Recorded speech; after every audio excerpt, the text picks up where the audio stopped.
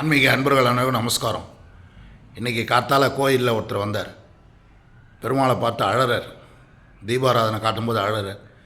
அப்படியே என்ன விஷயம் நான் ஒன்றும் கேட்கல, அவராக சொல்கிறார், சுவாமி இந்த மாதிரி ஆகிப்போச்சு அப்படின்னு. என்னங்க ஆச்சு அப்படின்னு. அதாவது அவர் பொண்ணுக்கு நிச்சயதார்த்தம் ஆகிப்போச்சு, கல்யாணத்துக்கு பத்திரிகைலாம் அடித்தாச்சு. இப்போ பையனை பிடிக்கலை, எனக்கு இந்த கல்யாணம் வேணாம் நிறுத்துங்கோ அப்படின்னு சொல்லி அந்த பொண்ணு சொல்கிறாளாம். அதனால் ரொம்ப பாவம், மனசு நொந்து போய் ரொம்ப வேதனைப்பட்டு அழறார்.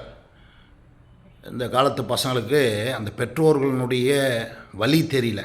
ஒரு பொண்ணை வளர்த்து பெருசாக்கி அவளை ஒருத்தன் கையில் பிடிச்சி கொடுத்து, அதே மாதிரி பையனாக இருந்தாலும் சரி, பையனுக்கும் இந்த காலத்தில் பொண்ணு கிடைக்கல. அவளை ஒரு நல்ல திருமண வயசு வந்தவுடனே அவளுக்கு நல்ல ஒரு திருமண வாழ்க்கை ஏற்படுத்தி பார்க்கணுன்றது ஒரு பெற்றோர்களுடைய கனவு, ஆசை, வாழ்நாள் லட்சியம் எல்லாமே அதுதான்.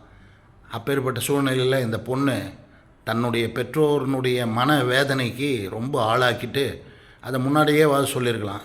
இந்த பொண்ணு பார்க்க வரும்போது அந்த பெண் பார்க்கும் படலம் நடக்கும்போதேவாது எனக்கு இந்த பையனை பிடிக்கலப்பான்னு சொல்லியிருக்கலாம். அது கடைசி கடத்தில் இந்த மாதிரி சொல்லும்போது அந்த பேரண்ட்ஸினுடைய மன வலி எவ்வளோ இருக்கும், வேதனை எவ்வளோ இருக்கும், அது அந்த பொண்ணுக்கு தெரியல.